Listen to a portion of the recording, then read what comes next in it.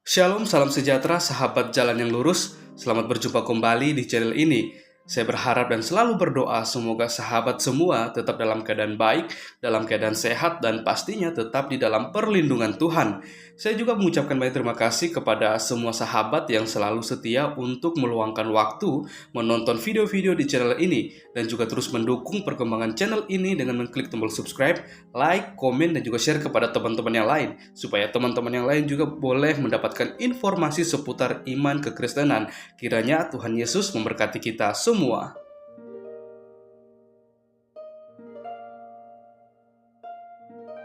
Sahabat yang diberkati dan dikasihi oleh Tuhan kita Yesus Kristus, kita tahu bersama bahwa begitu banyak orang di luar sana, apalagi para polemikus yang ketika mereka membawakan suatu narasi atau argumentasi, mereka selalu mengambil atau mencomot-comot ayat Alkitab yang kemudian mereka gunakan hal itu untuk menjadi bahan perdebatan dan juga menyerang iman kekristenan, yang dimana kita bisa melihat ketika mereka belajar Alkitab atau membaca Alkitab bukan bertujuan untuk mencari kebenaran di dalamnya, melainkan mereka berusaha mencari kesalahan di dalam Alkitab dan kemudian mereka tafsirkan ayat tersebut dengan pemikiran mereka sendiri, dengan sesuka hati mereka sendiri, dan kemudian mereka jadikan hal itu untuk menyerang iman kekristenan.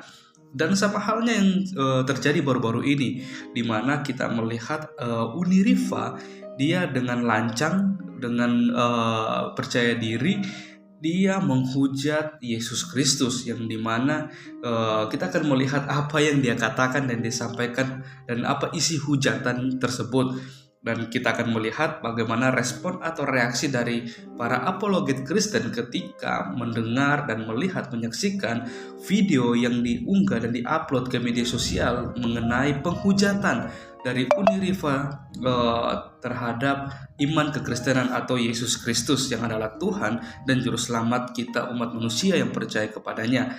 Maka dari itu, tanpa berlama-lama, mari kita langsung saja simak videonya. Tuhan Yesus memberkati. 2, 1 ya, waktunya udah habis. Sekarang waktunya untuk kiamat. Silakan kiamat 5 menit dari sekarang.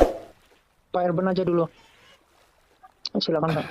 Oh oke. Dengan Pak Erben yang terlebih dahulu 5 menit dari sekarang dimulai. Alkitab sangat setuju mengatakan bahwa Yesus itu nabi. Tetapi Yesuslah satu-satunya nabi yang tidak berdosa, satu-satunya nabi yang punya ajaran etika dan moral yang sangat sempurna, satu-satunya nabi yang mengalahkan iblis, mengalahkan maut, satu-satunya nabi yang membawa manusia dijamin masuk surga, dan satu-satunya nabi yang sudah terangkat hidup dalam kemuliaan ke surga, dan satu-satunya nabi yang menyediakan tempat di surga buat para umat yang ditebusnya, dan satu-satunya nabi yang menjadi raja segala raja di akhir zaman dan hakim yang adil. Jadi kalau orang mengatakan Yesus bukan nabi, itu justru bertentangan dengan ajaran Alkitab. Baru kalau dikatakan lagi tadi tentang bahasa Yunani, sebenarnya orang yang menolak bahasa Yunani sebagai bahasa kitab Injil adalah orang yang buta sejarah. Karena bahasa Yunani pada zaman Yesus itu adalah bahasa internasional. Dan menurut saya si Juma ini perlu belajar sejarah. Karena di Qur'annya sendiri juga memakai kata Injil. Kata Injil itu berasal dari kata Yunani, Evangelion, di situ ya. Baru kalau dikatakan Paulus itu musuh daripada Yesus, ini kembali lagi bahwa Juma ini buta sejarah. Karena catatan sejarah, Yesus lahir itu di tahun 4 atau 5 sebelum Masehi, sedangkan Paulus itu lahir di tahun 3 Masehi. Jarak Yesus dengan Paulus 7 tahun. Sedangkan menjadi seorang rabi itu usia 30 tahun. Jadi ketika Yesus berusia 30 tahun, berarti Paulus masih berusia sekitar 25 tahun. Dia belum menjadi seorang rabi. Kembali, Bro Juma ini selalu berbicara di awang-awang, tidak pernah meneliti data, sehingga hanya bibir yang berbicara, tetapi data tidak akurat. Itu.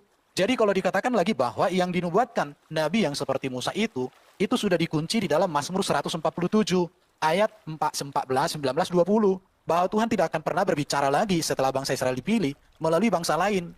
Dan Muhammad itu adalah bangsa Arab, bukan keturunan Yakub. Keturunan Yakub itu 12 suku. Jadi Nabi itu harus berasal dari 12 suku Israel. Di situ, jadi Bro Juma, tolonglah. Jangan hanya narasi bibir, tetapi harus berbasis data yang bisa dibawa di muka umum. Karena kita hadir untuk mencerdaskan kehidupan berbangsa dan bernegara dan beragama. Bukan membodoh-bodohi orang bodoh. Jangan sampai kita orang cerdas di kalangan orang bodoh, tapi hari kita menjadi orang cerdas di kalangan orang jenius. Lanjut Bro Kiamat. Ya, masih ada waktunya ya. Nah, saya mau memberitahu nih, boleh di-pause bentar waktunya. Ada berapa menit? 1 menit 55 detik. Bentar, boleh minta tolong Umi Michan Oke, bentar. diperbesar layarnya.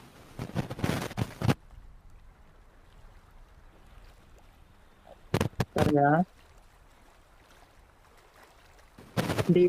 Oke, wait ya, wait. Aku tunjukkan dulu cover bukunya ya. Jadi supaya teman-teman bisa belajar ya dari buku ini. Jadi kadang saya miris kalau ngobrol sama teman Islam tapi nggak ngerti literatur sama sekali. Jadi langsung ngomong misalkan Kristen itu agama pagan, ya. Jadi artinya belum belajar sama sekali tentang Islam. Jadi begini ya, Buka ini saya datanya tunjukkan. dulu aja Kiamat. Buka dulu Ya. biar saya start. Oke, Waktu. sudah aman. Oke, saya Terima start kasih ya. waktunya, silakan. Ya, di sini dikatakan gini ya, sebelum Islam datang, ya, penduduk Arab menganut agama yang bermacam-macam dan Jazirah Arab telah dihuni oleh beberapa ideologi keyakinan agama. Bangsa Arab sebelum Islam telah menganut agama yang mengakui Allah sebagai Tuhan. Jadi itu sejalan ya dengan Quran surah 16 ayat 57 dan surah 53 ayat 19 sampai 21 di mana di situ Allah itu mengakui dirinya adalah sesembahan pagan. Makanya itu Allah ini ya menolak gitu, dia mempunyai anak perempuan dan seterusnya. Karena memang orang-orang pagan saat itu menyebut nama Tuhannya siapa di sini? Allah sebagai Tuhan mereka. Jadi Allah ini bukan proper name tapi generic name. Kalau proper name itu nama. Nama Tuhannya umat Islam siapa? Ya jangan Anda sebut Allah karena itu nanti sama dengan orang-orang pagan saat itu jatuhnya.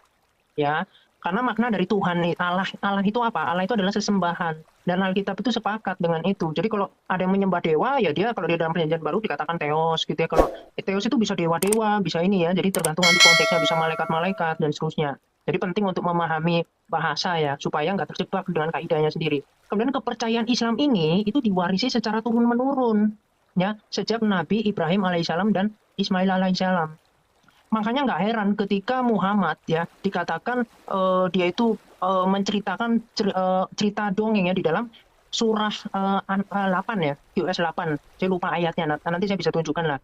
Nah itu dikatakan cerita-cerita dongeng, jadi yang disampaikan oleh gini, surah 8 ayat 31. Nih bisa saya langsung tunjukkan, boleh di-pause bentar? Ya langsung ingat ya. Jadi Tuhan Yesus memberikan hikmat ya, ayat 31 nih. Kita lihat. Jadi Al-Quran Waktunya itu udah habis, sebetulnya Kiamat. waduh ya, ini. Hanyalah dongeng-dongeng orang terdahulu nih. Al-Quran tidak lain, hanyalah Ya, habis, dongeng-dongeng orang Kiamat. terdahulu. Oke, terima kasih. Ya, Dinda Wafi silakan.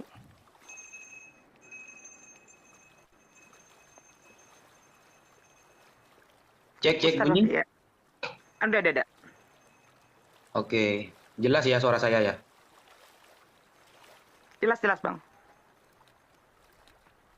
Ini gini. Bismillahirrahmanirrahim. Masalah Mas Erben sampai bilang bodoh-bodoh barusan ya agak etis lah. Nggak usah gitulah, kita diskusi aja gitu. Nggak usah bilang apa membodohi orang yang bodoh begitu. Sampean itu kalau diskusi fokus aja sama narasi Bang Zuma, nggak usah seperti itu. Karena kalau saya tanyakan Anda dengan satu pertanyaan, ketika awal mula Bible ya bahasa asli Yesus dari Aramaik diterjemah ya Pentateuch diterjemah menjadi Yunani itu para rabi saat itu menggunakan manuskrip apa? Kan seperti itu nanti pertanyaannya. Dan fakta sejarahnya Anda tidak akan pernah tahu begitu. Kemudian kiamat. Nah, kenapa gini? Saya ada niat diskusi kalau sama kiamat ya. Saya cuma niat ngajari dikit biar agak terbuka pikirannya gitu, Mas Kiamat. Tadi sampean menggunakan surah Al-Anfal ayat 31 bahwa Al-Quran itu isinya dongeng-dongeng terdahulu. Kenapa saya malas diskusi dengan Anda? Karena Anda itu cuma comot-comot, kemudian tidak dibaca secara sempurna dan dipahami dan disimpulkan sendiri. Padahal di dalam surah Al-Anfal ayat 31 itu gini deh. Wa idza tutla 'alaihim ayatuna qalu qad sami'na law nasha'u laqulna mithla hadza in hadza illa asatirul awwalin. Dan apabila ayat-ayat kami dibacakan kepada mereka, mereka ini orang-orang kafir. Kalau Al-Quran dibacakan kepada orang kafir ini akan berkata, sesungguhnya kami telah mendengar ayat-ayat seperti ini. Jika kami menghendaki niscaya kami dapat membacakan yang seperti ini. Al-Quran ini tidak lain hanyalah dongeng-dongeng orang terdahulu. Jadi orang yang mengatakan Al-Quran itu dongeng terdahulu itu orang kafir. Makanya sampean bernarasi seperti itu karena Anda kafir. Begitu. Itu orang-orang Quraisy di sana dengan kesombongannya mengatakan ketika dibacakan ayat Al-Qur'an, mereka mengatakan hadza asatirul awwalin. Ini hanya dongeng-dongeng terdahulu gitu loh. Makanya saya males diskusi sama Kiai Ahmad ini apa? Nyomot, nyimpulkan, pakai tafsir tadi bilang ahlul kitab ini minoritas. Loh, Nabi itu pendatang di Madinah. Ahlul kitab itu mayoritas di sana. Seperti itu. Anda kalau nggak paham sejarah Islam janganlah deh, nggak usah diskusi. Belajar dulu sama saya, ada apa-apa di Zoom berdua gitu. Karena gabrul nantinya membawa tadi ya apa data yang dibawa tadi bahwa dulu sebelum Islam datang orang-orang sudah beragama apa itu agama dengan menyebut nama Tuhannya adalah Allah itu gak diteruskan narasinya, coba diteruskan di bawahnya ada tulisannya itu bahwa agama itu disebut oleh Allah dengan agama Hanif. Itu ada perinciannya, agama Hanif itu memang ada, makanya Sayyidah Khadijah itu agamanya Hanif. Hanif itu artinya lurus, tidak bengkok, tidak nyembah berhala gitu loh. Sekianlah. Oke, jadi tidak tersentuh ya tema kita ya, bahwa Nabi yang sama seperti Musa itu adalah baginda Rasulullah Muhammad SAW dan bukan Paulus. Kalau Paulus ini jelas dia Nabi palsu yang dinubuatkan Yesus yang datang dari tengah-tengah Bani Israel itu sendiri. Kisah Para Rasul 13 nomor 1, Saulus itu adalah Nabi di Antioquia.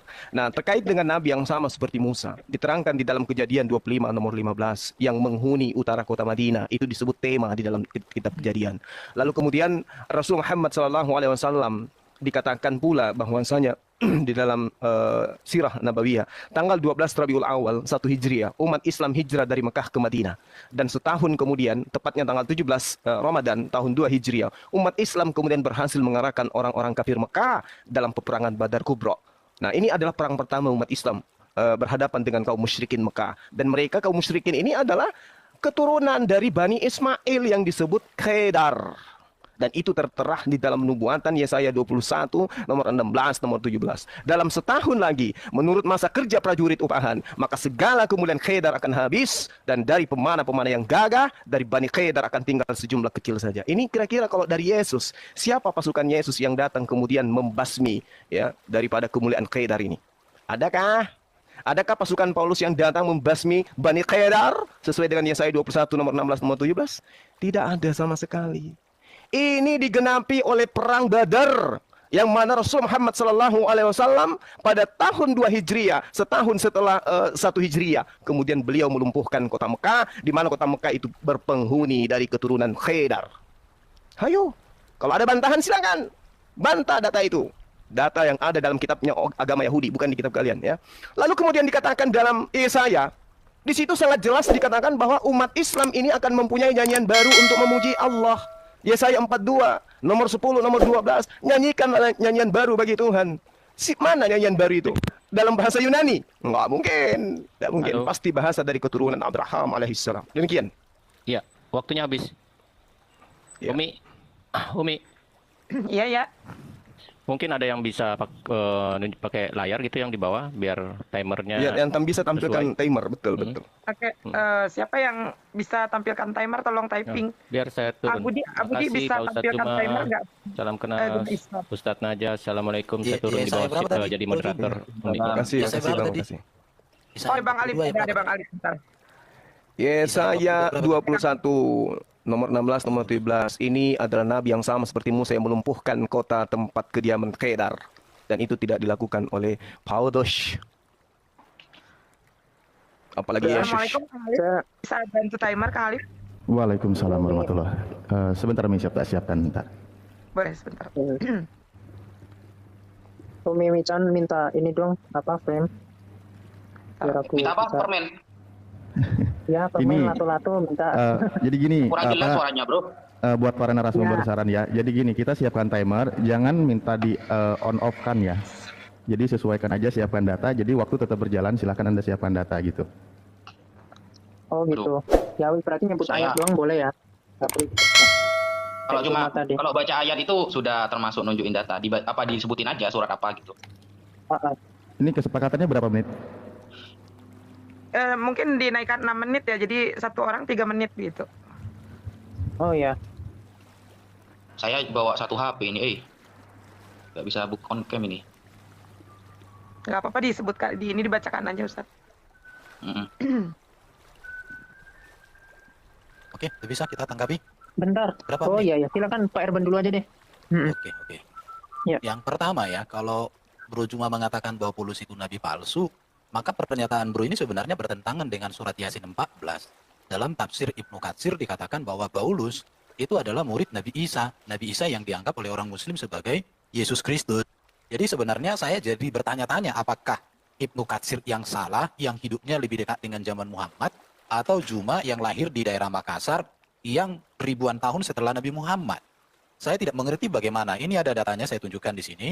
Ini ya. Jadi bahwa tafsir Ibnu Katsir bicara seperti itu ini nih. Ada Paulus ini. Nah, itu yang pertama. Tafsir Ibnu Katsir surat Yasin 14 itu ya. Oke, saya tidak usah sampai ke sana. Saya sudah sebutkan ayatnya. Itu yang berikut. Baru kalau kalian pun sibuk menyerang Paulus, saya melihat secara ajaran etika dan moral dan secara perlakuan Paulus setelah bertobat, tidak ada yang bertentangan dengan Yesus. Tapi kalau dibandingkan dengan Nabi Muhammad, justru Nabi Muhammad yang sangat bertentangan dengan Yesus. Karena ajaran Paulus itu tidak pernah mengajarkan orang untuk membenci, untuk membunuh, untuk merampok, untuk memperkosa, untuk kawin yang nggak jelas. Itu nggak pernah. Dan itu sesuai inline dengan ajaran Yesus, Bro Juma. Itu yang harus saya sampaikan. Baru tadi Sinaja katakan, dari mana Septuaginta menerjemahkan? Septuaginta menerjemahkan itu ada dari tulisan Esra. Esra itu dari Yosia. Yosia ini kemudian dari Samuel. Samuel baru dari Musa. Ada data sejarahnya. Jadi sebelum kamu bertanya, membuktikan. Justru nanti kalau saya tanya, Quran 1924 dikanonisasi di Mesir, di sana itu sumbernya dari mana? Kenapa waktu itu malah banyak dibuang Quran, dilemparkan ke Sungai Nil? Itu yang nanti kamu bingung, dan itu aku baca dari bukunya Profesor Munim Siri, yang seorang guru besar. Tapi nanti kalau sampai ke sana kamu bisa jantungan. Belum lagi nanti kalau kita bicara seperti yang sampaikan Bro Kiamat tadi, ada Quran yang dimakan rayap atau dimakan burung dan lain sebagainya. Belum lagi Quran yang tidak digantikan, surah-surah yang tak tergantikan itu. Nanti Bro Kiamat ke situ, bisa tunjukkan data-data kok kita. Saya ini buka datanya nih. Ini ya. Mana ini? Kameranya. Bro Kiamat, ngomong aja Bro, sambil saya tunjukkan. Iya. Ya, jadi Al-Quran itu sebenarnya mengalami rekonstruksi ya. Kalau barangkali teman-teman Muslim yang mau menutup-nutupi, jadi ada juga versi Hafs. Hafs itu kalau menurut Musnad Ahmad jilid 2 itu dikatakan pendusta. Ini saya bisa menunjukkan nih tentang editing dari Quran ya, dari buku. Silakan Pak Edwin. Nanti. Udah lanjut aja. Lanjut, habiskan aja. Ya. Oh, saya mau buka kamera barangkali. Tapi. Oh ya, oke. Ya, boleh ini minta printnya no. Oke, saya sebetulnya heran ya sama teman-teman Muslim yang membenci Paulus. Paulus itu pribadi yang ini ya ketika dia berdosa, ketika dia sebelum Yesus Kristus pilih ya di Kisah Para Rasul 9 ayat 5, dia memang betul seorang pembunuh ya, dia itu pengejar pengikut Kristus, tetapi justru bisa dilihat bagaimana ketika Kristus itu merubah dia menjadi pribadi yang begitu mulia ya. Nah, kita tadi bicara tentang manuskrip ya. Ternyata teman-teman Muslim ketika menyerang itu nggak tahu diri bahwa autografi dari Quran itu disempurnakan loh, dirubah-rubah. Ini penulisan pun dirubah melalui proses editing. Anda bisa dengarkan ceramah para ulama ya. Ini saya tunjukkan aja. Jadi memang mengalami perubahan. Makanya ada yang namanya kanonisasi, ada perbedaan dari Quran versi Hafs, ada Quran versi Warsh, dan seterusnya. Jangan bicara nanti, oh itu hanya berbeda dialektika, oh nggak bisa. Anda kalau bilang antara burung dalam bahasa Indonesia itu adalah hewan, kemudian burung misalkan di Jawa itu adalah kemaluan misalkan ya, itu beda jauh. Tapi kalau antara Hafs dengan Polun misalkan, itu sangat dekat maknanya, tapi bahkan bisa berlawanan. Itu artinya bukan dialek, tapi memang tidak kesesuaian dari hafalan. Dan Alkitab itu terjaga dengan apa? Dengan manuskrip yang banyak, 26.000. Nah, jadi narasi dari Quran Anda mengatakan Taurat itu telah diubah-ubah, Injil dan seterusnya, itu menunjukkan bahwa Allah itu sebenarnya tidak percaya diri dengan kitabnya sendiri. Artinya apa? Artinya kita perlu membuktikan sebetulnya yang menerima wahyu itu siapa. Ya misalkan, tadi kan membandingkan Paulus ya, pribadi Paulus. Saya mau menunjukkan ya, misalkan ini saya udah bosen ya, Nabi Muhammad itu menikahi anak kecil. Yang harusnya pada zaman Mesir itu saya bisa tunjukkan. Mereka semua itu menikahi anak seseorang itu, batas menikah bawahnya itu adalah, ini zaman kuno ya, itu 12 tahun ke atas loh. Nah tapi Muhammad malah setengahnya, 6 tahun. Di Bukhari 4738. Saya sudah cek kemarin Bro Juma mau membantah itu, saya udah cek, saya terjemahkan dengan ini, memang itu menyetujui, bahkan itu banyak hadis yang mengatakan itu ya. Kemudian menikahi anak menantu yaitu Zainab, surat 3340 ya. Kemudian hadis Ahmad 1401. Ini temanya apa sih ini? Temanya Yaitu tidak berdaya, keadilan Dinda. mana. Temanya ketidakberdayaan. Bingung saya ini Iya, tadi kan kadang-kadang. ke Paulus, ya saya bahas ke Muhammad, jangan Ya, marah-marah. Nabi yang sama seperti Musa, apakah Paulus pendiri Kristen atau baginda Rasulullah Muhammad SAW? Itu poinnya. Jangan bawa-bawa Ibnu Katsir. Kalian malu nanti kalau saya jelaskan Ibnu Katsir tentang Paulus itu, karena Paulus itu binatang di neraka menurut Ibnu Katsir. Oke, lanjut. Silakan Dinda Wafi. Timer jalan ya? Oke. Iya. Bismillahirrahmanirrahim. Tadi Mas Erben bilang Pentateuch ya. Pertama kali ketika diterjemah Yunani itu dari Esra. Coba dibuka datanya Mas Erben, saya ingin tahu. Kalau masalah kanonisasi ya, bukan kanonisasi ya, tapi kodifikasi Al-Quran. Yang di Mesir itu apa? Yang dirubah itu apa? Coba tunjukin. Yang dirubah di Mesir itu apa? Dan Mun'im Sirri itu siapa? Ulama liberal kok. Mun'im Sirri itu kenapa kok ditolak oleh mayoritas ulama Islam di Indonesia? Karena dia menghalalkan LGBT. Bukunya banyak. Itu dulu waktu saya diskusi sama Anda, Mas Erben, itu sudah saya jawab itu. Nggak usah pakai Mun'im Sirri. Orang yang menghalalkan LGBT kok dipakai. Apakah Anda pecinta LGBT? Dia tuh orang liberal gitu loh. Nggak usah dipakai. Saya heran kadang ya, kok perkataan orang yang seperti itu yang Anda kutip gitu loh. Nggak ada yang kredibilitasnya lebih hebat lah daripada orang yang suka LGBT gitu. Yang kedua, kemudian tentang ayat Al-Quran yang dimakan kambing katanya. Itu kan dinarasikan dalam dua hadis. Yang pertama hadis yang diriwayatkan oleh Al-Imam Ibnu Majah. Yang kedua diriwayatkan oleh Al-Imam Ahmad dalam Al-Musnad. Kedua-duanya itu adalah termasuk hadis muttorib. Hadis muttorib apa? Yaitu hadis yang matannya sama tapi simpang siur isinya. Hadis muttorib itu tergolong dhaif. Kenapa? Karena periwayatannya simpang siur dan rawi-rawinya tidak terpercaya. Gitu. Makanya belajar ilmu hadis dulu. Jangan narasi dulu gitu loh. Apalagi sampai mengeluarkan surah Yasin ya, ayat 14. Ketika di sana mengatakan inna ilaikum lamursalun. Di dalam tafsir Ibnu Katsir ditulis Yohanna dan Paulus. Yohanes dan Paulus. Anda harus tahu, penulisan tafsir Ibnu Katsir itu menuliskan beberapa macam riwayat tanpa menyebutkan riwayat ini benar atau tidak. Nanti pembenaran atau tidaknya, Imam Ibnu Katsir menulis kitab yang lain khusus untuk riwayat tersebut. Namanya Kitab Al-Bidayah wan Nihayah. Itu nanti di sana Anda akan melihat bahwa riwayat dalam surah Yasin 14 tentang Yohanes dan Paulus itu adalah riwayat maudhu, riwayat palsu. Harus tahu metode penulisan kitab tafsir itu gimana gitu loh Mas Erben. Padahal sudah saya jawab dari dulu, itu gak mudeng-mudeng sampean ini. Apalagi kalau kita melihat ya seperti Imam Ibnu Taimiyah, kemudian Imam Ibnu Katsir, Imam Ahmad, semuanya mengatakan Paulus itu nama binatang di neraka jahanam. Ada yang mengatakan nama batu di neraka jahanam. Ada juga yang mengatakan nama jurang di neraka jahanam. Itu Paulus bahasa Arabnya. Begitu. Mau nggak dibilang Paulus itu jurang di neraka jahanam? Kan modiar kamu nanti. Lanjut Bang Zuma. Iya, jadi tak berdaya kalian ya untuk kemudian menyatakan nabi yang sama seperti Musa. Jadi perdebatan kalian tadi dengan Unirifa itu menjelaskan tentang nabi yang sama seperti Musa yang jago perang itu. Kalau Paulus Paulus jago apa ya? Lalu kemudian di dalam Yesaya 5, kalau kamu baca satu perikop, di situ terang dikatakan bahwasanya ini bukan isapan jempol belaka. Ini penggambaran bagaimana sebuah kota kemudian yang atributnya sebagai kota Tuhan. Allah tetapkan kota itu sebagai kota yang suci. Orang-orang yang tidak bersunat nggak boleh melintas di situ. Orang-orang yang bersunat kalau lewat di situ dikejar sama onta. Jadi ini bukan bayonan biasa ya. Ini bukan bayonan orang Muslim. Ini fakta, ya, bukan guyon. Ini analisis yang menyeluruh. Bahwasanya ketika dikatakan kelimpahan dari seberang laut akan beralih kepadamu. Ini di mana terjadinya? Di Vatikan, di Yerusalem. Sejumlah besar onta akan menutupi daerahmu. Ini di mana? Segala kambing domba Kedar keturunan Ismail itu di mana? Dan Nebayot juga anak Ismail itu di mana? Untuk ibadahmu ini di mana ini? Binatang-binatang keturunan Ismail dijadikan sebagai sandaran ibadah yang kamu hujat tadi. Aku akan menyemarakkan rumah keagunganku, bait suciku. Ini di mana? Diagungkan ini di mana ini? Orang-orang asing akan membangun tembokmu. Ini di mana ini? Mereka akan menyebut engkau kota Tuhan. Itu di mana? Apakah Yesus pernah membentuk kondisi ini terjadi? Tidak. Paulus bisa? Tidak. Tak bisa. Dan itu hanya bisa dilakoni oleh baginda Rasulullah Muhammad SAW. Makanya di dalam Yesaya 42 diterangkan, lihat itu hambaku, kepadanya aku berkenan, dia akan menegakkan hukum-hukum kepada bangsa-bangsa.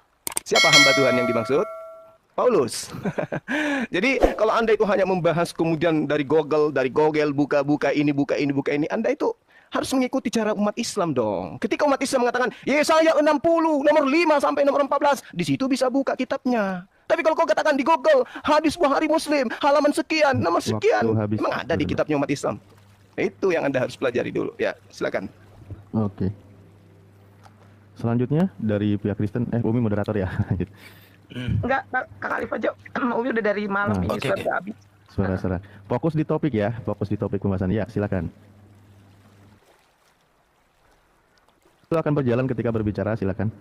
Aku mau tunjukkan data dong. Bro Kemat siap ya? Siap. Iya.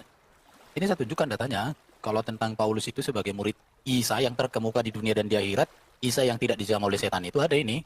Tapi kalau tafsir ini salah ya terserah kalian, itu hak kalian juga kawan-kawan muslim. Nggak peduli saya mau kalian katakan, tapi di dalam tafsir dikatakan, sedangkan nama rasul yang ketiga ialah Paulus dan nama negerinya ialah Intakia. Maka ketiga utusan itu berkata ke penduduk tersebut. Jadi di sini, tapi kalau kalian bilang artinya Paulus gini-gini, ini terserah kalian. Artinya bagi saya tafsir Ibnu Katsir di dalam surat Yasin 14 jauh lebih terpercaya daripada kalian berdua.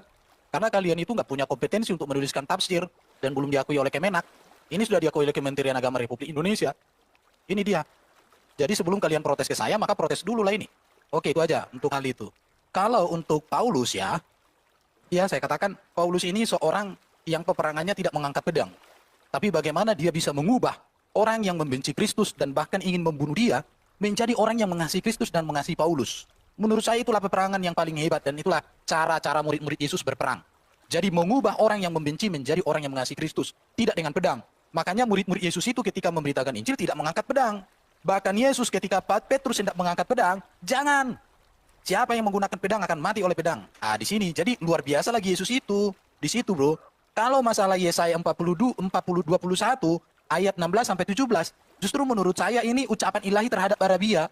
Sebab beginilah firman Tuhan kepadaku, dalam setahun lagi, menurut masa kerja prajurit upahan, setahun lagi, jadi nggak berlaku lagi zaman Arab. Karena jarak Yesaya dengan Muhammad itu ribuan tahun. Yesaya ini sekitar tahun 800 sebelum Masehi. Sedangkan Muhammad itu di tahun 700. Berarti ini jaraknya sekitar 1500 tahun. Sementara di sini dalam setahun lagi. Jadi Bro Juma ini mengutip sesuatu tapi tidak membaca. Tidak mengerti. Anda harus tahu bahwa Yesaya dengan Muhammad jaraknya ribuan tahun. Sementara di sini dalam setahun lagi. Dan dari pemanah-pemanah yang gagah perkasa, dari Bani Kedar akan tinggal sejumlah kecil saja. Sebab Tuhan Allah Israel telah mengatakannya. Jadi tidak ada hubungan. Baru siapakah Nabi yang cocok dengan Nabi yang dinubuatkan oleh Musa? Saya katakan itu bukan tentang Paulus dan itu bukan tentang Muhammad. Tapi itu lebih tepat kepada Yesus. Kenapa? Karena kita melihat di sini bahwa kalau kita lihat ya, itu Musa itu bangsa Israel, Muhammad bangsa Arab. Nggak nyambung. Musa itu sekolah, Muhammad tidak sekolah, tadi Bro katakan. Muhammad seorang buta huruf, sedangkan Musa seorang yang jenius, bahkan sekolah kerajaan. Musa mengadakan banyak mujizat. Nabi Muhammad tidak mengajarkan mujizat. Surah 28 ayat 48. Baru kita lihat lagi Muhammad menerima wahyu melalui malaikat Jibril. Sedangkan Musa menerima wahyu langsung dari Allah. Musa melihat langsung kemuliaan Tuhan. Muhammad tidak pernah melihat kemuliaan Tuhan. Ibadah yang dibawa oleh Muhammad, ritualnya itu ada lempar juhro itu, lempar setan. Sedangkan ibadah yang dibawa oleh Musa tidak ada seperti itu.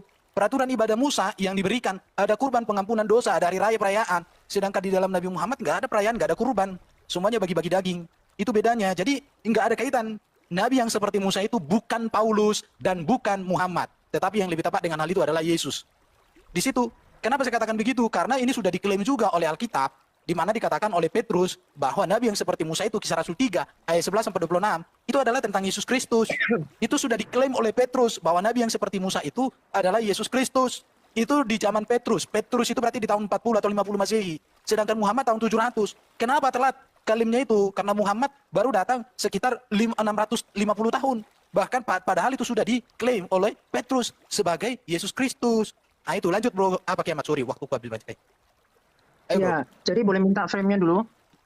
Ya, nah jadi saya melanjutkan ya. Jadi ketika mau membandingkan Musa dengan Muhammad, tentu saya mau menunjukkan perbedaannya. Nah, misalkan Muhammad tadi kan udah saya tunjukkan mengawini anak di bawah umur, tapi ini standarnya adalah ini ya. Coba saya tunjukkan ya.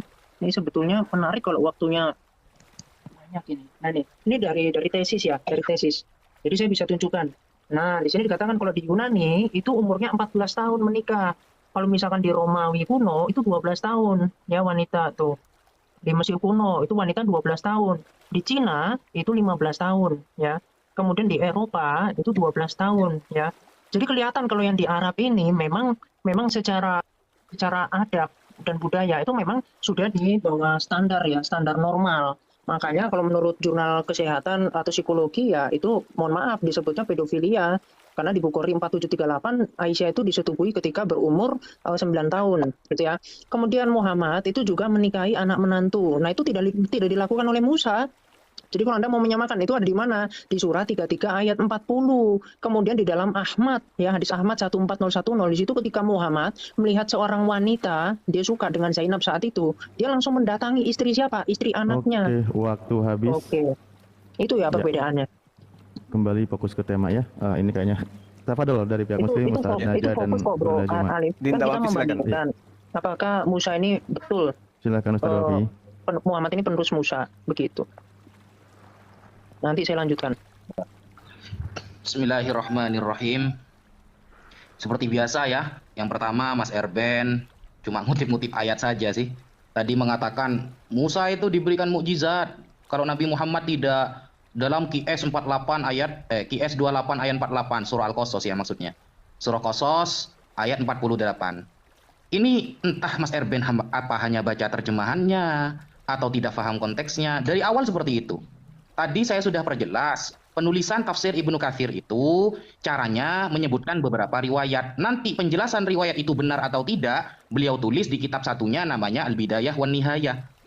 Malah Mas Erben bilang, ini tafsir Ibnu Katsir lebih terpercaya, bro. Kamu udah bisa buat tafsir. Dengarkan jawaban kami, lalu bernarasi, bro Erben. Mengenai surah Al-Qasas 48, yang bahwa Nabi Muhammad SAW tidak diberikan mukjizat sebagaimana Nabi Musa yang kamu utarakan. Di sana padahal sudah jelas ayatnya. Falamma ja'ahumul haqqo min indina qalu laula utiya mithla ma utiya Musa. Awalam yakfuru bima utiya Musa min qabl qalu sihrani tadhahara wa qalu inna bikullin kafirun. Jadi ketika Rasulullah diturunkan Al-Quran, Allah memberitahukan kepada orang-orang kafir bahwa Al-Quran adalah mukjizat Nabi Muhammad. Orang kafir ini mengatakan itu hanya sihir. Musa memiliki mukjizat dan Muhammad tidak memiliki mukjizat. Ini fitnahan orang kafir, bro.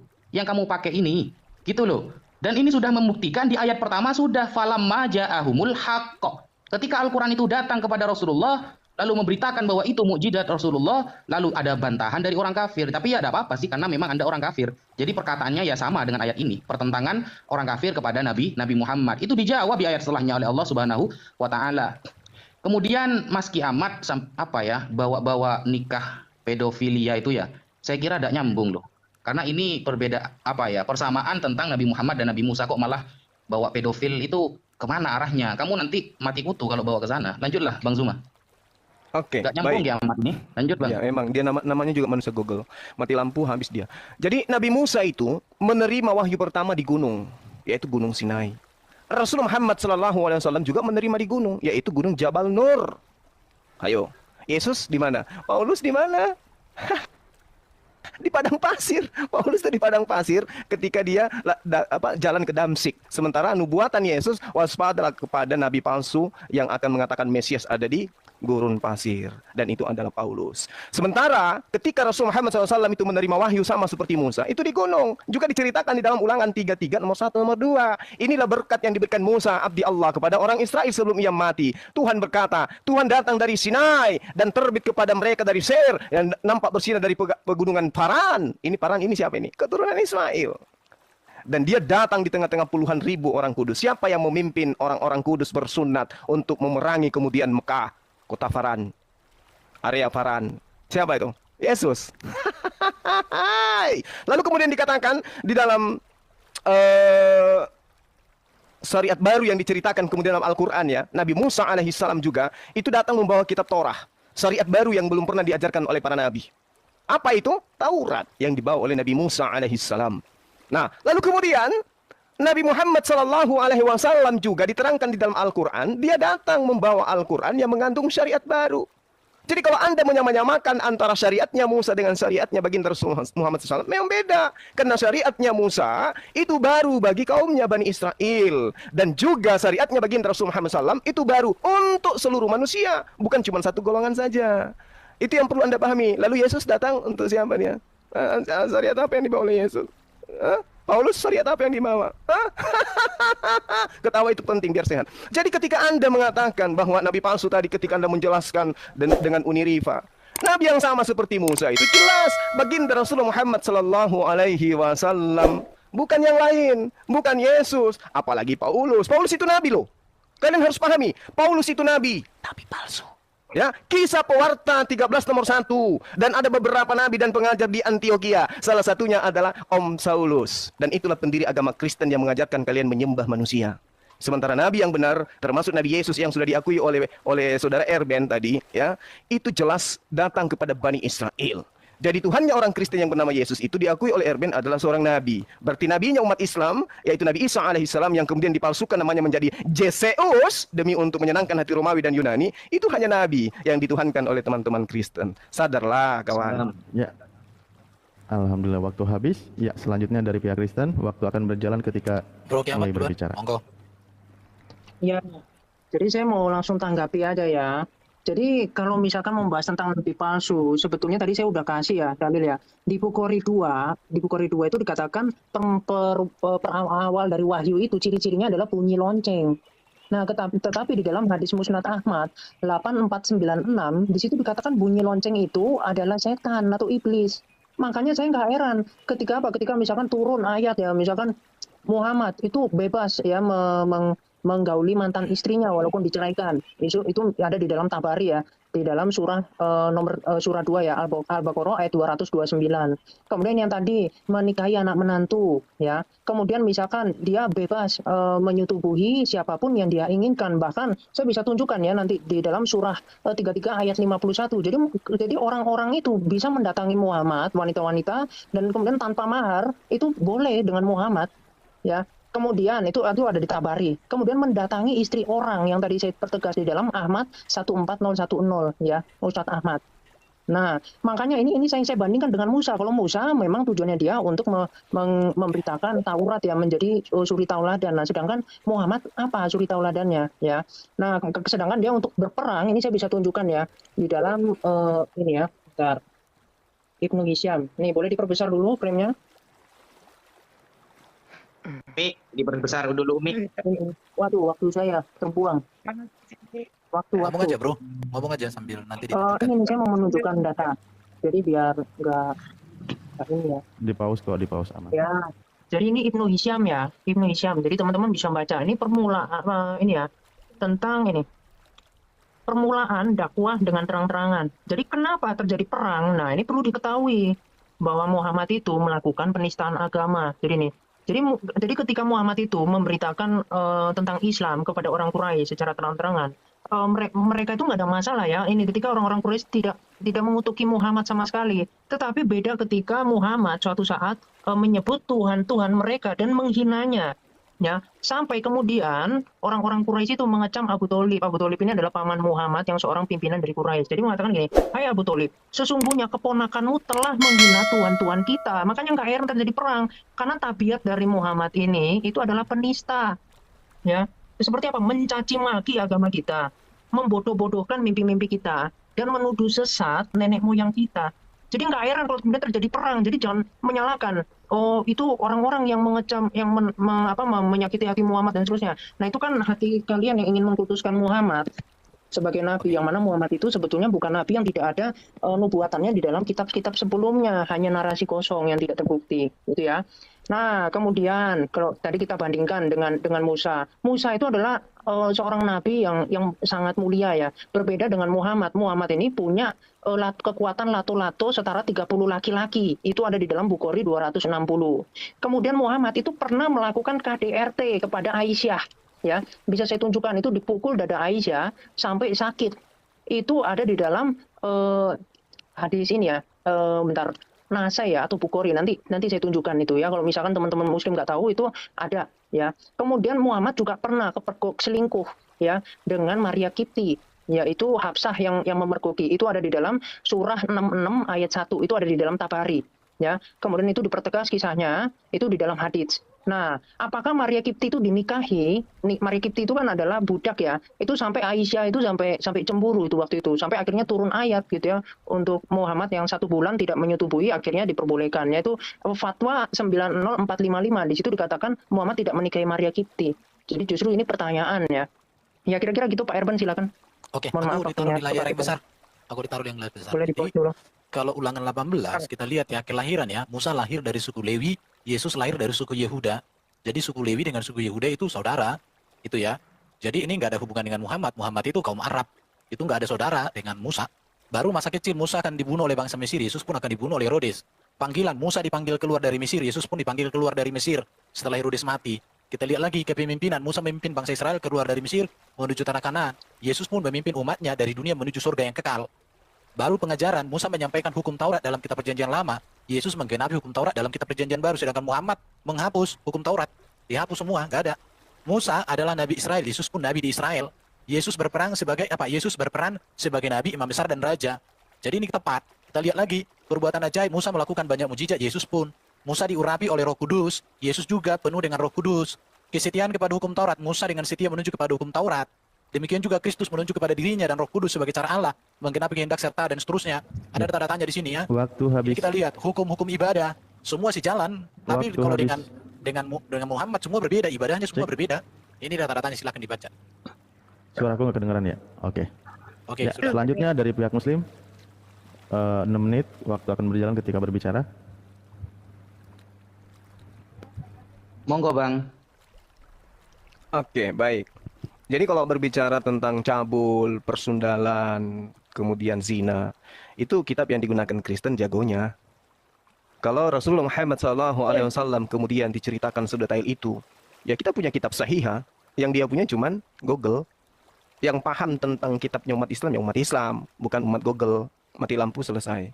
Nah, kemudian di dalam kitabnya orang Yahudi, pencabulan, pensundalan, persinahan, itu bergejibun. Bahkan Tuhannya orang Kristen itu, kalau kita lihat, itu berasal dari hasil persinahan dari kakek buyutnya. Jadi Kristen tidak punya kemudian Tuhan sekiranya kakeknya tidak berzina. Oke ya, dicatat itu ya. Kristen tidak punya Tuhan bernama Yesus kalau kakeknya Yesus tidak melakukan pencabulan, persundalan, persinahan. Tapi kitabnya mereka tidak sedetail apa yang diceritakan oleh si penghujat ini. Ya, kalau kita tanya Yesus ngapain aja, itu tidak diterangkan secara detail. Karena kenapa? Ajaran Yesus itu melalui banyak meja-meja editan, revisian. Bagaimana dengan Paulus? Oh, apalagi Paulus, bapaknya aja nggak ditahu siapa. Bagaimana mau diceritakan hari per hari? Kalau baginda Rasul Muhammad SAW, apapun yang ada di dalam kehidupannya itu diceritakan oleh para perawi. Sejarah hidupnya dalam sirah nabawiyah. Nah, ending daripada itu semua muncul penyesat-penyesat seperti ini. Sedangkan orang-orang yang hidup sesaman baginda Rasul Muhammad SAW itu tidak ada yang menceritakan seperti yang mereka kemudian narasikan. Ini si penghujat ini udah berapa kali bawa hadits dan sebenarnya saya sudah malas berhadapan dengan dia. Dia ini korban terjemahan. Dia katakan menggauli hewan, menggauli binatang. Saya jelaskan secara original teks tidak ada menggauli, tapi membawa binatang. Korban sesamanya pembuat link gitu. Umat Islam tidak mudah dibodohin seperti itu. Nah, lalu kemudian ketika kembali kepada tema Nabi yang sama seperti Musa. Nabi Musa alaihissalam jelas mendirikan rumah ibadah yang banyak kemudian dikunjungi oleh manusia. Namanya tabernakel. Yesus mendirikan rumah ibadah yang mana? Paulus mendirikan rumah ibadah yang mana kemudian? Nggak ada. Baginda Rasul Muhammad SAW kemudian mendirikan Ka'bah.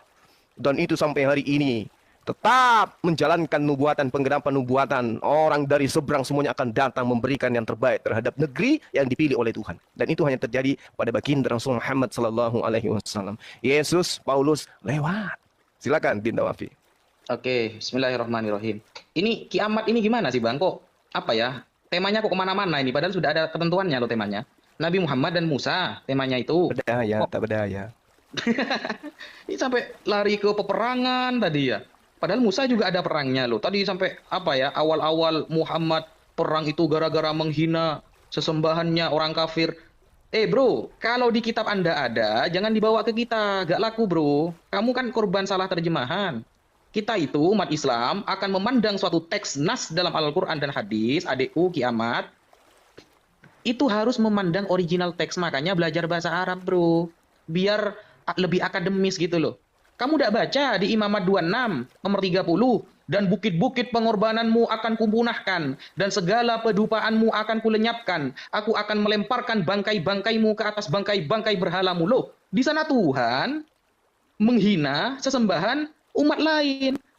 Yang berhala itu disembah oleh umat lain, oleh Tuhan dipanggil bangkai. Bangkai-bangkai berhalamu, dan hatiku akan muak melihatmu jedar. Selamat datang kiamat di hari kiamat. Gitu.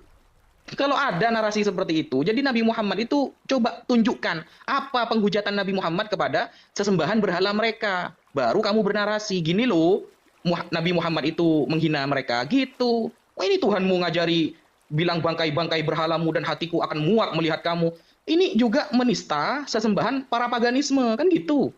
Di kitabmu jelas kok gitu loh, bro. Makanya ojo waca terjemahan tok, bro. Aku beru turuan iki entek raimu, bro. Emang itu Lanjut, kitabnya, Bang Duma. Dek? Perasaan itu bukan kitabnya, itu kitabnya orang Yahudi yang mereka ambil terjemahannya tanpa sah, tanpa legitimasi pemberian.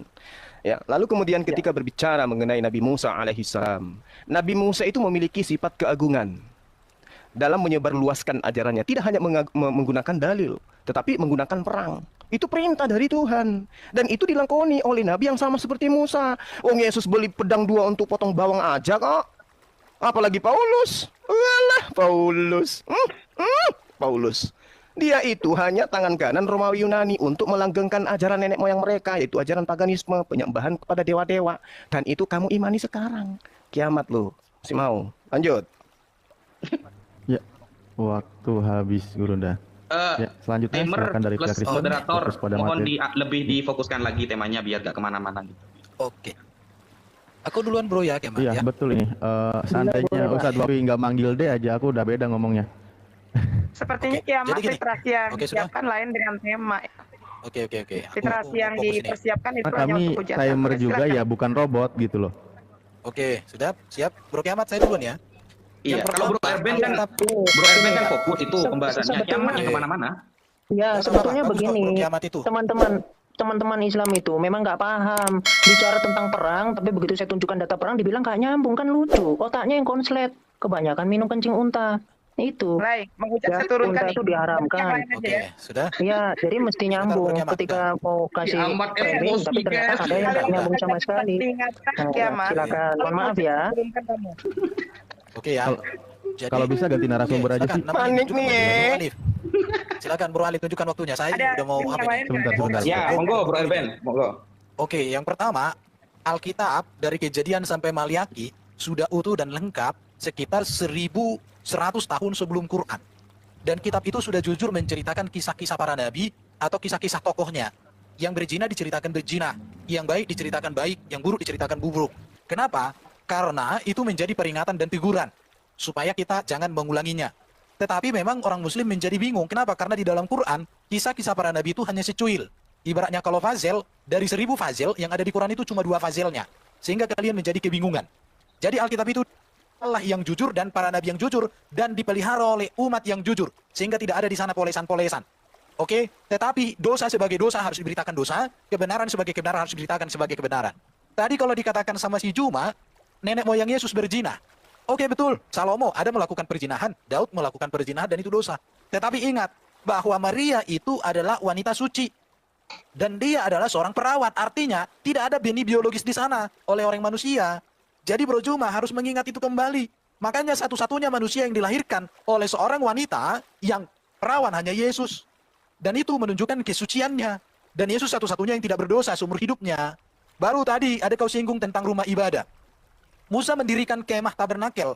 Dan esensi dari kemah tabernakel itu adalah di situ Tuhan berbicara, di situ ada kurban.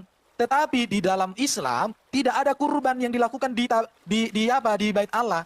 Sedangkan Yesus menggenapi seluruh hukum kurban. Sedangkan Yesus meneruskan, bahkan ketika Bait Allah halamannya itu digunakan untuk jualan, Yesus marah. Karena Yesus kenapa? Meneruskan ajaran daripada Musa dan disempurnakan dan digenapi. Tapi kalau Nabi Muhammad itu dihilangkan, tidak ada. Sehingga esensi kurban di dalam Islam dengan esensi kurban di dalam ajaran Musa itu sesuatu hal yang sangat berbeda sekali, bro. Di situ ya. Jadi tadi juga dikatakan bahwa Quran itu katanya mujizat Muhammad gitu ya. Menurut saya Quran itu juga harusnya dikatakan mujizat daripada Jibril. Karena Jibril lah yang menyampaikan itu kepada Muhammad. Kenapa hanya mujizat Muhammad? Seharusnya juga ikut mujizat Jibril.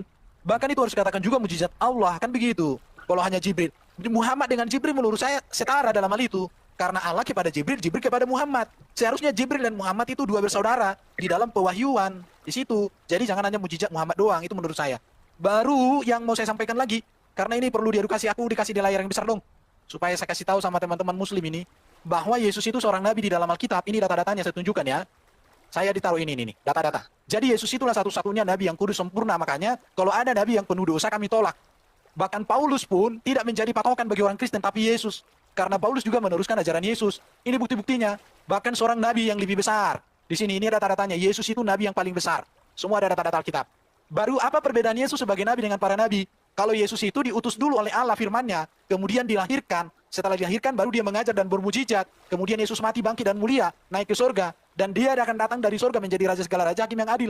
Sedangkan kalau para nabi secara umum dilahirkan dulu, setelah dilahirkan dipanggil, kemudian diutus, baru mengajar bermujizat, mati menantikan kebangkitan. Kalau Yesus dia mati, dibangkitkan, kemudian dia naik ke surga. Kalau para nabi menantikan kebangkitan, kalau Yesus tidak lagi. Justru Yesus nanti di hari zaman akan membangkitkan orang-orang salehnya. Ini keren bro. Jadi nggak masalah orang Kristen memiliki nabi seperti Yesus. Yesus itulah nabi yang dinubuatkan dalam Alkitab PL, banyak sekali. Di sini ya, para nabi menantikan. Oke bro Kiamat, lanjut. Ya, boleh diperbesar frame saya. Boleh diperbesar, wait timernya. Ini ya, saya tunjukkan. Jadi tadi itu Aisyah ya, Aisyah yang di KDRT oleh Muhammad itu ada di dalam hadis Muslim, volume 3, buku nomor 43, hadis nomor 648. Nah, kalau yang ini ketika Muhammad itu kepergok ini ya, dengan budak yaitu Maria Kipti ya. Ini saya sudah tandai. Jadi di sini bisa dilihat ya. Jadi kenapa saya bahas ini? Karena memang perlu dibandingkan Musa dengan Muhammad. Jadi jangan kepanasan karena memang tidak apple to apple. Bahkan Muhammad itu nanti bisa kita lihat Muhammad itu siapa ya supaya ini. Jadi dikatakan ini wahai Rasulullah. Ini menurut Muhammad bin ini ya seterusnya. Ini di dalam tafsir At-Tabari ya, At-Tabari. Jadi ini literasi yang baik ya. Wahai Rasulullah, Anda melakukan ini di rumah saya. Ini nih Hafsah ya, Hafsah. Dan di atas ranjang saya. Akhirnya Rasulullah mengharamkan Maria dan seterusnya. Nah, ini langsung cepet aja supaya ceritanya yang panjang ya. Jadi di sini dikatakan begini. Salah seorang istri Nabi yaitu Hafsah memergoki Rasulullah SAW bersama budak wanitanya yaitu Maria Kipti di rumah sang istri tersebut, Hafsah ya. Maka dia berkata, wahai Rasulullah, bagaimana mungkin ini bisa terjadi padahal aku wanita yang paling lemah di antara para istrimu. Rasulullah SAW lalu bersabda padanya, diamlah, jangan beritahukan ini kepada siapapun. Ya, itu ya. Waktu habis. Silakan nanti dibaca ya teman-teman ya, itu keren itu. Ya. Narasumber aja yang inilah, saya Taimur aja. Waktu akan berjalan ketika berbicara, tafadhol. Dinda Wafi duluan atau gimana? Lanjut Bang Suman dulu. Iya. Jadi ketika saudara kita ini membawa narasi seperti itu lalu kemudian mati lampu. Saya nggak bisa bayangkan gitu ya. Jadi kalau Anda mengatakan ya, tadi saudara Eri mengatakan bahwasanya Yesus itu nabi yang suci. Nenekmu kiper lah, aku bilang. Bagaimana caranya nabi suci tapi dia mati terkutuk? Benar nggak Yesus itu mati terkutuk? Terkutuk dia, kematian Yesus itu mati terkutuk. Apakah Musa mati dalam keadaan terkutuk? Tidak dong. Musa matinya sama seperti baginda Rasulullah Muhammad SAW. Lalu saudara Erben mengatakan Yesus lahir dari perawan. Satu-satunya nabi yang lahir dari perawan. Berarti nggak sama seperti Musa. Kalah di situ ya. Kasihan kali lah kalau dikatakan seperti itu. Lalu kemudian berbicara mengenai Musa ya. Kalau dikatakan oleh si penyesat tadi, si penghujat ini, Nabi Musa itu menjadi suri tauladan, ya. Tapi faktanya ajarannya tidak ada yang kalian lakukan. Kalian justru meneladani Paulus, pendiri agama Kristen ini. Yesus datang menegakkan hukum ajaran Musa. Jangan kau menyangka aku datang meniadakan. Sesungguhnya sebelum langit dan bumi lenyap, setitik pun dari hukum Taurat tidak boleh dihilangkan. Itu dibantah oleh pendiri agama Kristen. Dengan matinya manusia terkutuk di atas tiang salib dengan terkutuk, maka dia telah membebaskan Kristen dari kutuk hukum Taurat dan segala ketentuan yang ada di dalamnya. Jadi antara Kristen dengan Yesus itu saling mengutuk. Yesus mengutuk Kristen di dalam Yohanes 7 nomor 47.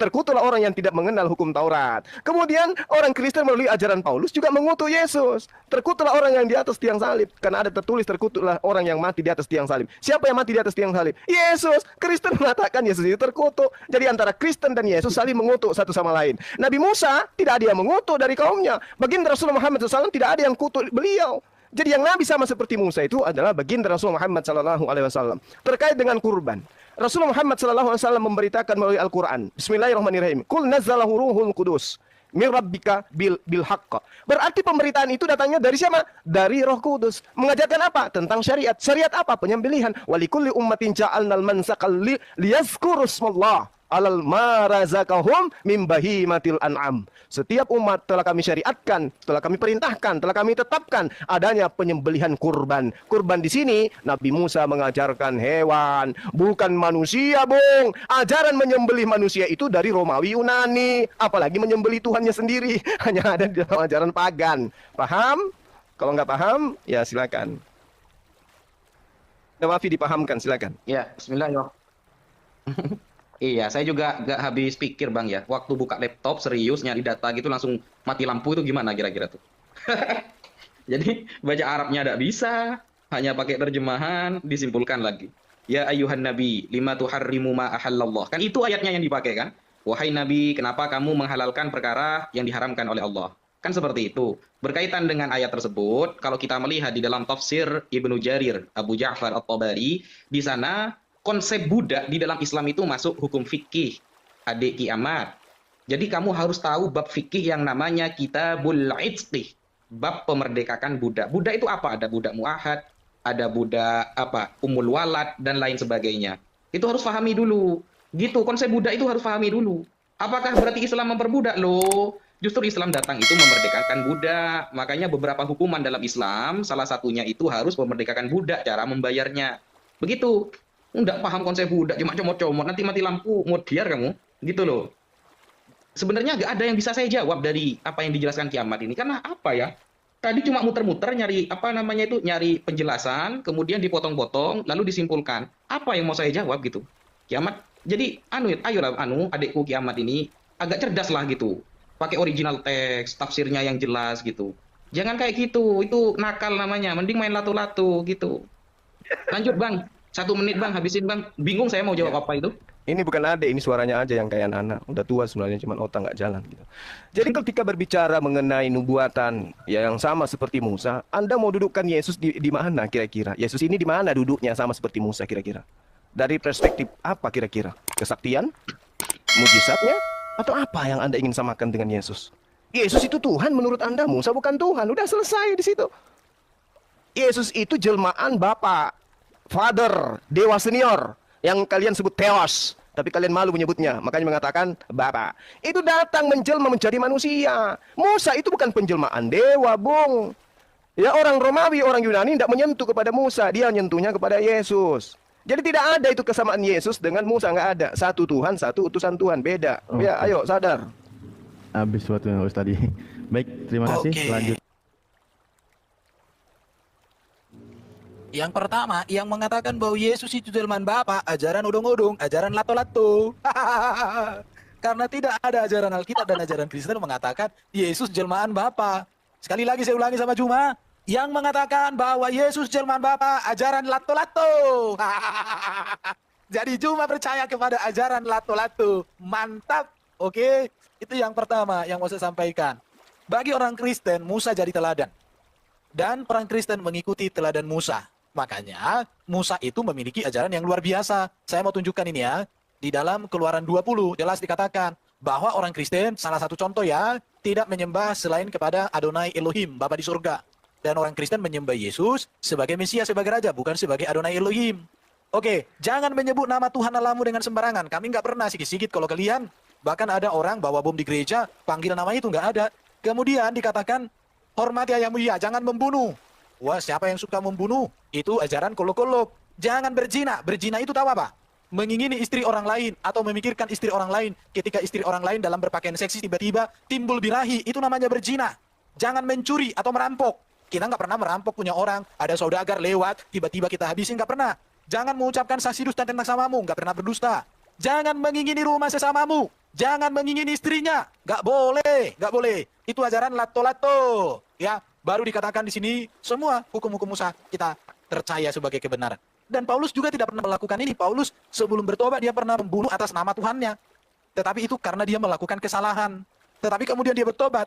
Maka Paulus itu punya catatan negatif sebelum menjadi Rasul Yesus. Tetapi setelah menjadi Rasul Yesus, Paulus itu tidak punya catatan negatif. Berbeda dengan yang itu. Tidak ada catatan negatif ketika dia belum jadi Rasul. Tetapi setelah menjadi Rasul, ada banyak catatan-catatan negatif di mata dunia. Begitu. Jadi, di sini kita perlu kecerdasan di dalam memahami. Saya belum menemukan ajaran Paulus bertentangan dengan ajaran Musa. Tidak ada. Justru Paulus menegaskan ajaran itu. Bahkan kita berbicara ajaran Paulus, itu sejalan dengan ajaran Yesus. Kalau dikatakan tadi Yesus terkutuk ya, ini karena orang tidak membaca utuh. Dalam Galatia 3:13 dikatakan, Kristus telah menebus kita dari kutuk hukum Taurat dengan jalan menjadi kutuk karena kita, sebab ada tertulis, tertutuklah orang yang digantung pada kayu salib. Artinya apa? Manusia yang seharusnya terkutuk karena dosa, tetapi Yesus menggantikan, mengambil kutuk yang seharusnya untuk kita, untuk dirinya, sehingga kita dibebaskan dari kutuk dosa itu. Pertanyaan saya, siapa manusia di dunia ini yang kematiannya bisa menyelamatkan, bisa membebaskan orang dari kutuk? Siapa yang kematiannya di dunia ini, yang kematiannya memberikan kita kemerdekaan atas suatu dosa? Justru, contoh, kalau di Muslim, kalau benar Nabi Muhammad itu mati diracun, siapa orang Muslim selamat masuk surga? Karena Nabi itu mati demikian. Karena ada racun itu katanya. Itu yang harus kalian pikirkan. Lanjut Bro Kiamat.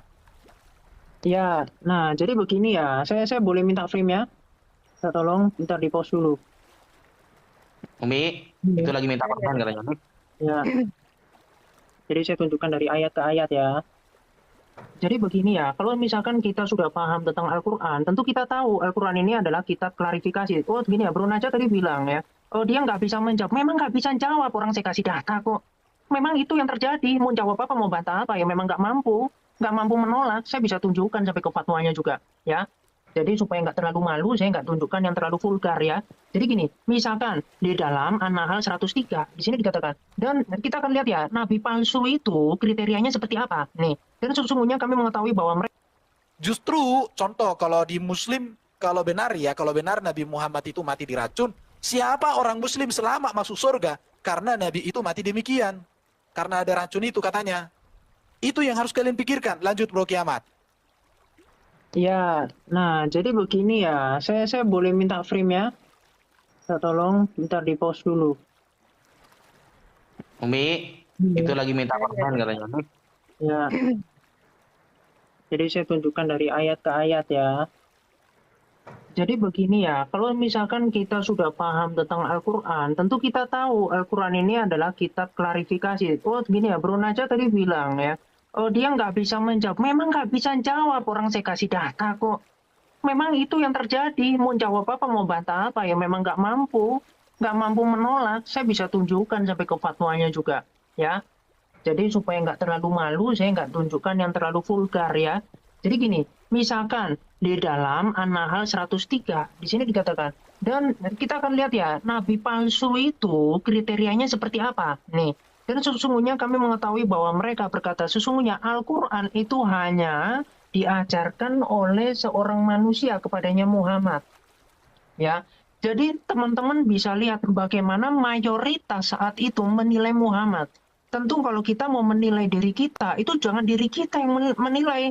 Artinya Anda hanya melihat dari sisi intern Anda, tetapi ketika Anda berhikmat, Anda melihat ekstern dan Anda mempelajari sejarah, baru Anda paham bahwa Al-Quran ini adalah kitab klarifikasi. Ketika Muhammad dituduh misalkan tentang celana merah ya di surat 3 ayat 161 ketika perang Badar. Nah, maka dia berusaha untuk mengklarifikasi dengan turunnya ayat. Misalkan dia mau menikahi anak menantu, maka turunlah ayat. Itu kita klarifikasi. Apakah yang seperti ini yang dari Tuhan? Nah, kemudian kita lihat ya, tadi kalau ajaran yang dongeng itu ada ya di surah 8 ayat 31. Terus ini misalkan Muhammad ini tukang nguping ya, karena Muhammad kan suka bergaul dengan orang-orang Yahudi gitu, makanya tahu tentang Taurat. Ini misalkan Nabi mempercayai semua apa yang didengarnya. Katakanlah dia mempercayai semua yang baik bagi kamu dan seterusnya. Ya, nanti bisa dibaca. Ini waktu saya terbatas. Kalau saya di room saya jelaskan panjang lebar ya. Jadi mohon maaf. Jadi supaya teman-teman catat ya. Nah ini. Jadi mereka ini bisa menulis seperti Al-Quran. Kenapa? Karena Al-Quran ini di dalam Al-Anfal 31. Karena Al-Quran itu adalah cerita turun-menurun. Makanya di sini kami dapat membacakannya seperti ini atau dapat melafalkan seperti yang Muhammad katakan. Begitu ya. Waktu habis. Ada. Ya, selanjutnya dari pihak Muslim 6 menit. Waktu akan berjalan ketika berbicara. Silakan Dinda Wafi. Oke, Bang. Bismillahirrahmanirrahim. Kotak saya diperbesar dong, Umi. Siap. Ini. Jadi memang susah ya ngobrol dengan agama Kristen itu susah teman-teman ya. Kayaknya hebat gitu, padahal gak ada jawabannya sama sekali gitu loh. Dulu di perjanjian lama korbannya binatang, dalam perjanjian baru korbannya Tuhan. Jadi repot. Perjanjian lama manusia itu mati jika bertemu Tuhan. Keluaran 33 nomor 20. Di perjanjian baru Tuhannya mati ketika ketemu manusia. Ini kebalik ini. Makanya gak sama. Ajaran Musa sama ajaran Yesus sudah sama. Ajaran Romawi bolos. punya merek. Ya itu Bang, di Keluaran 33:20 jelas-jelas yang bertemu Tuhan, yang memandang Tuhan mati pasti, tidak mungkin hidup. Di perjanjian baru Tuhannya yang mati setelah ketemu manusia, kan repot kalau kayak gini. Makanya dulu ya di dalam perjanjian lama cara penyelenggaraan korban itu dengan cara disembelih. Di perjanjian baru malah disalib, kan lucu gitu loh. Ini bukan penyempurnaan namanya, ini pembatalan ini, gitu. Nah, pertanyaan saya gini Mas Erben, karena kiamat tadi apa ya, cuma ngoceh aja ya, celotehan aja. Matius 2 nomor 23 Mas Erben, di sana kan dikatakan, setibanya di sana ia pun tinggal di sebuah kota yang bernama Nazaret. Hal itu terjadi supaya genaplah firman yang disampaikan oleh nabi-nabi bahwa ia akan disebut orang Nazaret. Yohanes 1 nomor 45 juga disebutkan begini. Filipus bertemu dengan Nathanael dan berkata kepadanya, kami telah menemukan dia yang disebut oleh Musa dalam kitab Taurat dan oleh para nabi, yaitu Yesus anak Yusuf dari Nazaret. Nah, ini dijelaskan dalam kitab Taurat katanya, dan oleh para nabi. Dalam dua ayat tersebut, Matius dan Yohanes, Yesus itu telah dinubuatkan dalam kitab Taurat Musa. Dalam hal ini perjanjian lama. Sekarang saya nanya, di mana dalam perjanjian lama ada ayat yang secara eksplisit seperti di dalam Yohanes 1:45? Ada kalimat Yesus anak Yusuf dari Nazaret. Coba dijawab Erben. Seperti itu. Kalau bro kiamat ini, aduh, ini adik saya ini memang masih lucu-lucunya ya. Yang dibawa ini malah surah An-Nahl ayat 103. Surah An-Nahl ayat 103 itu tuduhan pagan-pagan Mekah kepada Nabi Muhammad. Itu kok malah dibenarkan sama kamu? Kamu pagan tah? Berarti kiamat mengakui kalau dia paganisme, karena itu tuduhan paganisme penyembah berhala musyrik Mekah kepada Nabi Muhammad gitu loh. Monggo Bang Zuma. Oke, jadi Erben ini gimana Erben? Aduh, Anda harus banyak belajar Erben. Tuhan kamu itu yang adalah senior, father. Itu dijelaskan di dalam ajaran Nabimu Paulus ya, ketika mengirim surat ke Filipi. Di dalam Filipi 2 nomor 7, melainkan si father ini mengosongkan dirinya. Jadi Tuhanmu itu yang mengosongkan diri menjadi manusia. Itu yang perlu kamu pahami. Jadi dikatakan di dalam original teksnya keno. Keno itu artinya Tuhan itu membuang dirinya lalu menjadi sia-sia, menyerahkan, meninggalkan haknya sebagai bapa lalu menjadi hamba. Itu yang perlu kamu pahami ya. Belajar lagi supaya kamu tidak begini selamanya.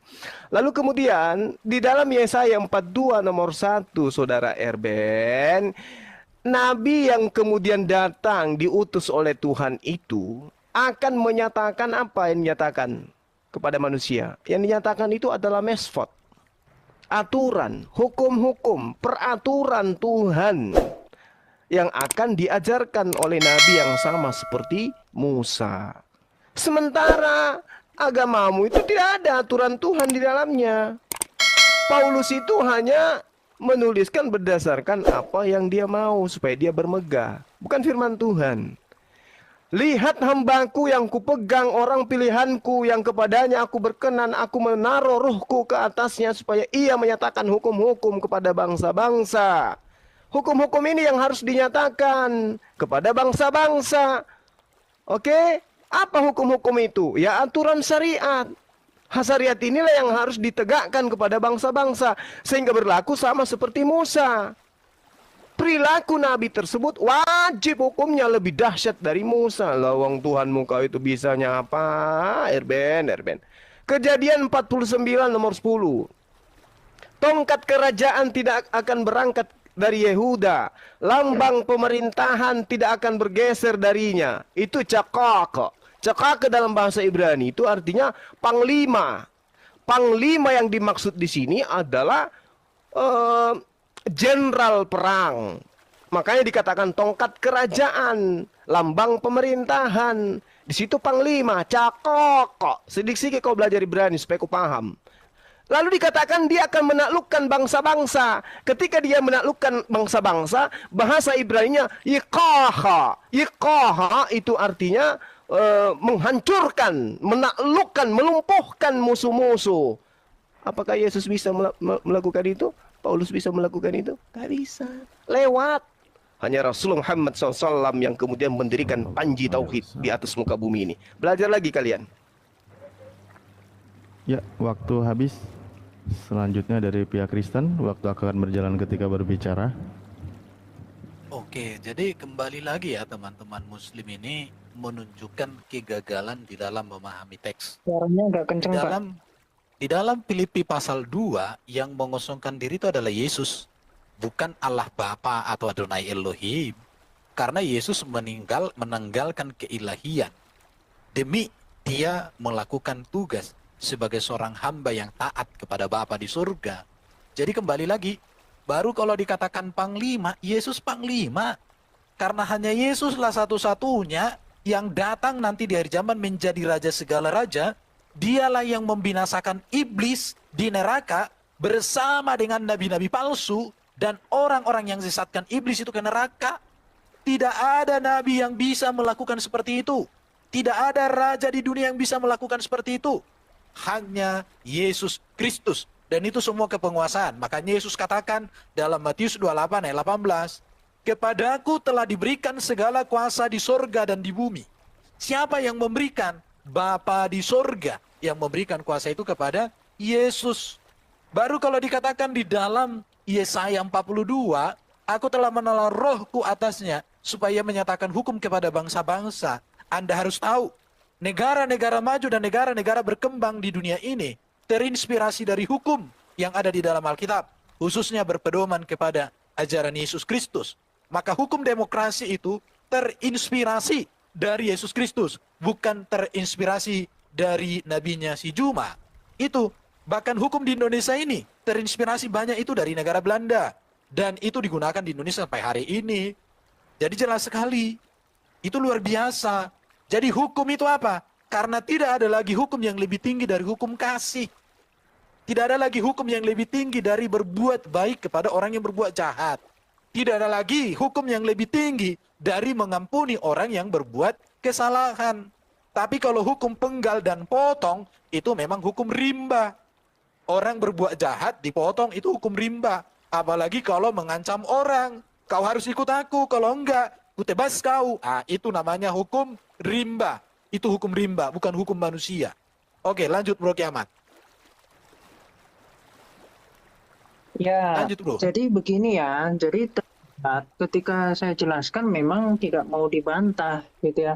Misalkan kisah dari Abraham mengorbankan Ishak itu sebetulnya kalau yang paham itu sebenarnya menceritakan tipologi dari sang Mesias ini, yang mana Bapak karena dia mengasihi dunia ini ya dia mengorbankan anaknya ini, itu Yohanes 3 ayat 16. Jadi itu makna.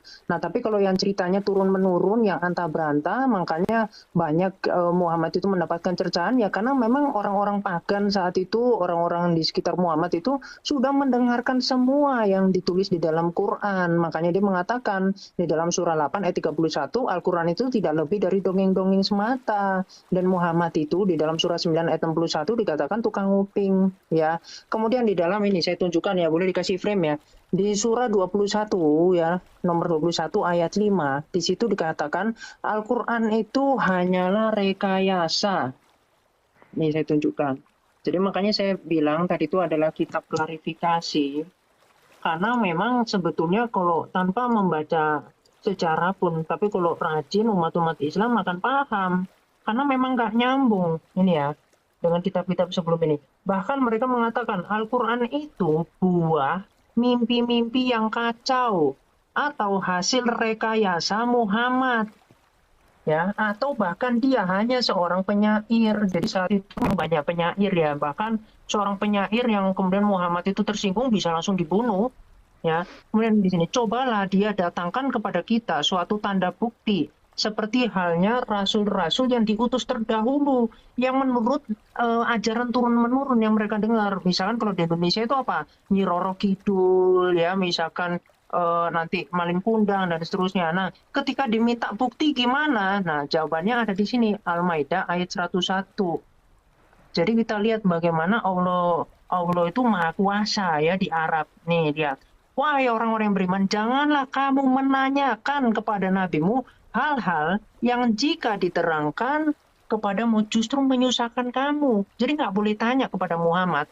Muhammad ini nabi, katanya Muhammad ini luar biasa dan seterusnya. Tapi kenapa nggak bisa menjelaskan apakah Allah itu ada?